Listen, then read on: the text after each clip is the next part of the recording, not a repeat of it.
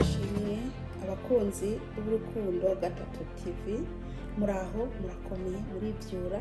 Ndashima Imana ko yongeye kandi ikampa umwanya wo gukora umurimo wayo. Ukuri bene data ndabinginze muze munterera ibitekerezo byanyu. Murabona ubukomedi ubufilime ndimwe ndashira ku isheni y'urukundo gatatu TV.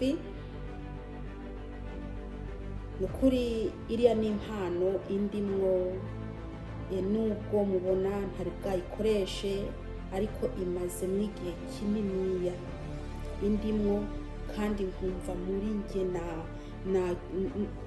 muri nge nshaka kuyisohora kabisa kugira ngo ifashe abantu.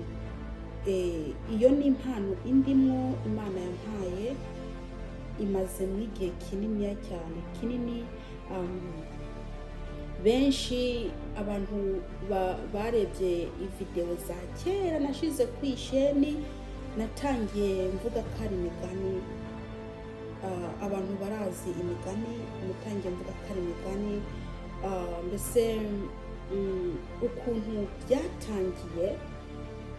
byatangiye harashize igihe kirekire. Byatangiye nari mvuye mu itiro nicaye, hanyuma ako kanya numva mu bitekerezo byanjye harimo historia iratangiye kandi irarangiye muri ngewe mu bitekerezo. Ntabwo nabihaye agaciro, nagira ngo ni ibitekerezo byanjye mbese biciye biza ku kanya,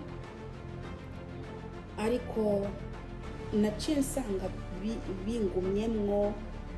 Niho natangiye rero kuzana ngira nja kuri YouTube, ku page yanjye ya YouTube, nza ntangira kuzamuvuga ko habayeho.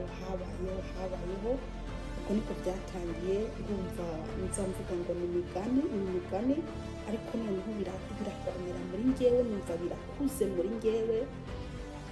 Haragera n'igihe rero ntangira kuza nkinisha amafilime kugira ngo ikindi mwe gisohoke kinyuze mu bandi ndimo ndakinisha. Ariko hageze ko nanjye natangira kuza nyine utuntu duto.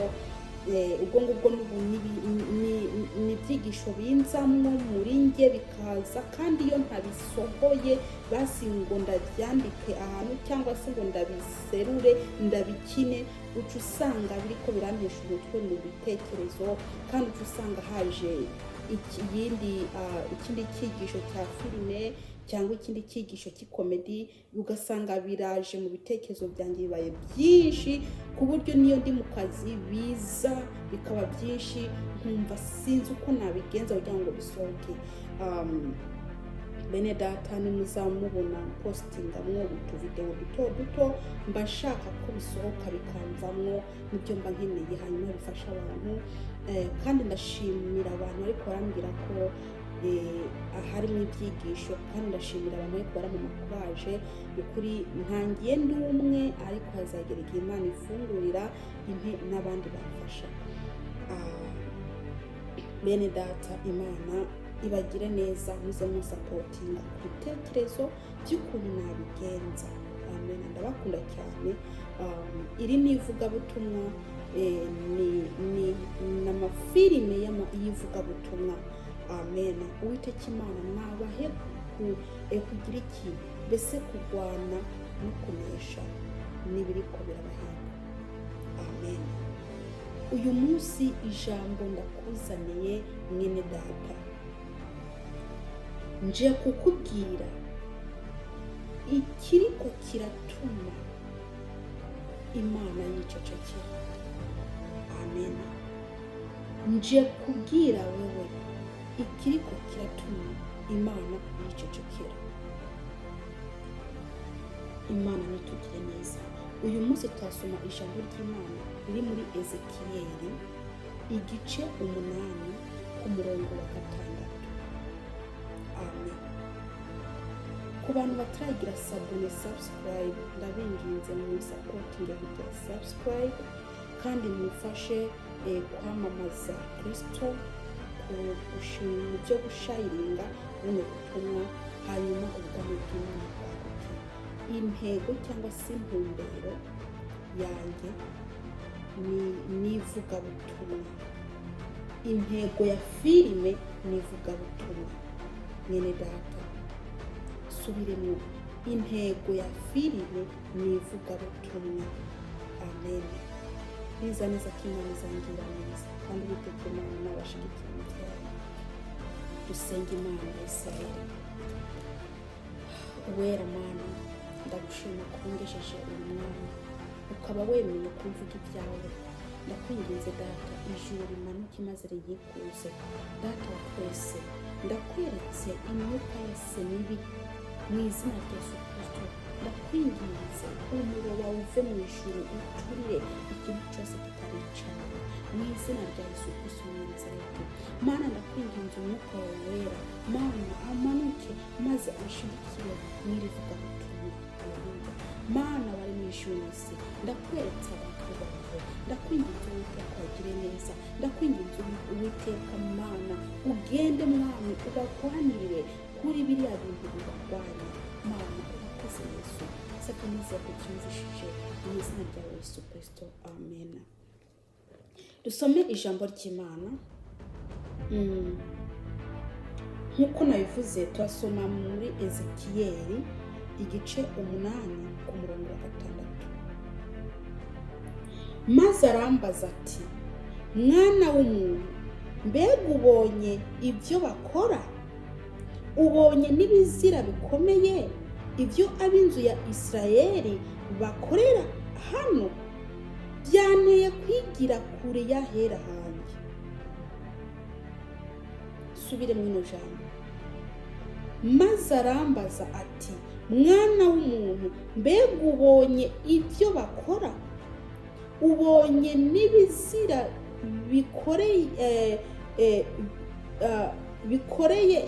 bikoreye hano? Reka nsubiremwo mbabarire. Maze arambaza ati, mwana w'umuntu, mbega ubonye ibyo bakora? Ubonye n'ibizira bikomeye ibyo ab'inzu ya Isirayeli bakorera hano? Byanteye kwigira kure y'ahera hanjye. ariko uhava wongera kubona ibindi bizira bikomeye. Amen. Iri ni ijambo ry'Imana. Uyu ni Ezekiyeli yarimwo aragira iki? Yarimwo arerekwa. Ezekiyeli yarimwo arerekwa ibizira biriko birakorerwa ahera h'Imana. Ezekiyeli yarimwo arerekwa ibintu biteye iseseme biriko birakorerwa ahera h'Imana. Ibizira biriko birakorerwa ahera h'Imana ni ibintu bibi.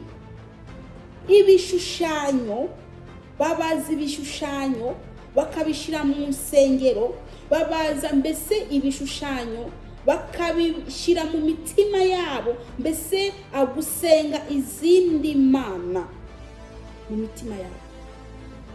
Icyatumye Imana yicecekera nuko wewe wimuye Uwiteka. Wewe warimuye Imana mu mutima wawe. Warimuye Imana maze wimika ibigirwamana muri wewe. Iyo umuntu yimuye Imana, Imana nayo ija kure. Reka ndakubwire mwene data, urazi ko umutima wawe ariho umwami Yesu yicara? Umutima wawe niyo ntebe ya Kristo yicaramwo. Ariko iyo wimitse ibigirwamana muri wewe, iyo uzanye izindi mana z'inyamahanga ukazishira muri wewe mu mutima wawe, uba wimuye Kristo muri wewe. Ubu mwirukanye, ubu mwigije kure, ubu mubwiye uti sindagukeneye, kandi koko arigira akakubisa. Niyo mpamvu uzasenga Imana ikicecekera kubera ko wayimuye. Niyo mpamvu uzapfukama ukarira Imana igaceceka ikirabira hirya kubera ko wewe wayimuye muri wewe. Abantu barimuye Imana mu masengero. Urebye isengero z'iki gihe nta mwuka wera arimo, nta Mana irimo. Kubera iki? Barimitse ibigirwamana muri izo sengero zabo. Abakristo b'iki gihe ntibakiboneka nk'abakristo. Abakristo b'iki gihe mbese barabaye abandi bantu, basigaye barabivanze. Iyo uri kurabareba barahindutse. Abakristo bafite imitima mibi, abakristo nibo bicana, abakristo nibo bajura, abakristo nibo basinzi, abakristo nibo bariko barakora ibyaha bitandukanye. Yamara ibyo uri murakora byimuye Imana muri wewe, byirukanye Imana. Ibyo bigirwamana byawe wimitse mu mitima yanyu, ibyo bigirwamana mwafashe mugashira mu mitima yanyu, nibyo byatumye Imana ihunga hera hayo ikigira. Ibyo bintu bibi uri murakora nibyo biriko biratuma Imana igenda kuri yawe. Ubu abakristo nibo arabarozi. Kandi rero urazi ko umuntu ashobora kureba ubutumwa bwiza, indirimbo z'Imana, ariko ntakurikize iby'ubwo butumwa buri kubaramukira, ariko akumva gusa akabigira nk'umengo ni ibinyamakuru arimo arasoma, ariko ataco biri kubiramufasha muri we. Yamara mwene data, ntutekereze kure, ntuje kure. Igituma Imana yicecekeye nukubera ko wewe wafashe Imana ukayishira kure yawe. Warayimuye, warayirukanye muri wewe, nta gikiri muri wewe, usigaye witegeka, hagutegekwa n'Imana. Abantu benshi basigaye bitegeka ubu ngubu, uko umubiri ushaka, uko umubiri ubategeka niko bakora. Ntabwo bagishaka gutegekwa n'Uwiteka, ntabwo bagishaka gutegekwa n'Imana yabaremye, ahubwo barimo bariyobora. Yamara mwene data, uwo mubiri wawe ntugushuke, kuko uwo mubiri wawe uzasigara hano, uzasigara mu isi, nejo bundi uwo mubiri ukakwihakana. Yamara nimurebe inzira muri ko muranyuramo iyo ariyo, nimurebe inzira muri ko muranyuramo iyo ariyo. Abakristo nibo basigaye bacuruza imyenda mbese ubunuzanye yebawe, bacuruza ibintu bibi. Abakristo nibo barimo baracuruza inzoga bihishije, kandi bakavuga ngo ni inzoga ngo ni juice y'Abakristo, akaba ari kubavuga. Yamara mwene data, imvugo yawe yarihakanye Kristo, amaso yawe y'ubweruzi yarihakanye Kristo, yaramwirukanye neza. Ayo maso yawe yihakana Kristo. Ingendo uri murage, ukuri kuragenda kwihakana Kristo. Inyambaro yawe irimwe irirukana Imana muri wewe, irimwe irayirukana. Uko wifashe byonyene kwirukanya Imana. Yamara ntimuje kure y'Imana, kuko iyo Mana wirukanye niyo uzashaka ejo bundi kandi ntuzayibona. Niyo uzashaka ejo bundi kandi ntabwo uzayibona. Yamara nimugaruke ku Uwiteka bigishoboka, nimumushake bigishoboka, nimugaruke ku Uwiteka, nimugaruke ku Mana. Imana irashaka ko muyigarukaho. Nimuhindukire, nimwihane, kuko ubwami bw'Imana bwegereje. Abantu benshi barimo baratambuka neza uko bishakiye. Abantu benshi barimo barakora ibyo bishakiye. yamara mwene data nurebe neza, reka ndakubwire ibyahishuriwe Yohana igice 22 ku murongo wa 15 havuga ngo inyuma haza imbwa n'abarozi. Reka ndahagusomere inyuma hazaba imbwa n'abarozi n'abashakanyi n'abicanyi n'abasenyi ibigirwamana n'umuntu wese akunda kubesha akabikora. Kandi ntimwibagire ko Yesu Kristo yavuze ngo ehe ndaza vuba nzanye ingero kugira ngo ngerere umuntu wese ibikwiranye n'ibyakoze. Ayo magambo yafate nka nkama kandi yashire muri ntibate ari we mutima wawe, kuko yangaya niyo azagucira urubanza, ayangaya niyo azagucira urubanza. Yamara ubu urabona ko uko bicyoroshe, ariko ntihagera igihe bizabikomeye. Icyo ndakubwira ni mureke kwimura Imana mu mitima yanyu, ahubwo nimuyiyegereze bigishoboka, nimuyishake bigishoboka. Bene data, nimusange Uwiteka, nimushake Imana nayo izabegera. Dusenge Imana. Urashobora kuba uriho warigije Imana inyuma, warayitaye. Urashobora kuba uhari. Pfukamaho dusenge usaba Imana imbabazi. Imana irakubabarira kuko ishaka ko muyigarukaho. Mu mutima wawe ugenda ukuremo ibintu byose washizemo, ibyo bigirwamana washizemo bikuremo, kugira ngo Imana ironka hisha. Dusenge.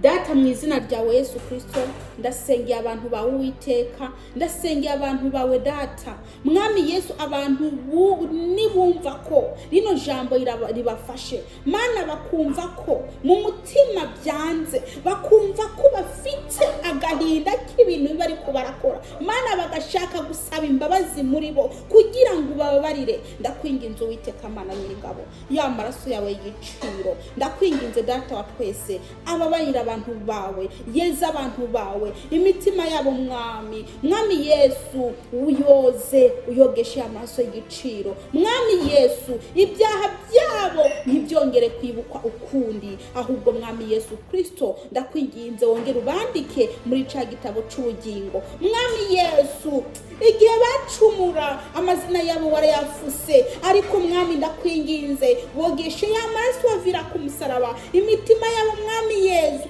maze Mwami Yesu wongere mwamubandike muri ca gitabo cawe ciza cy'ubugingo. Mwami Yesu, uraje vuba kugira ngo utware itorero. Mana ndakwinginze ubagire neza. Urakoze Data, sabye nize kubyumvishije mu izina ryawe Yesu Kristo Umunyanazareti. Amen. Uwiteka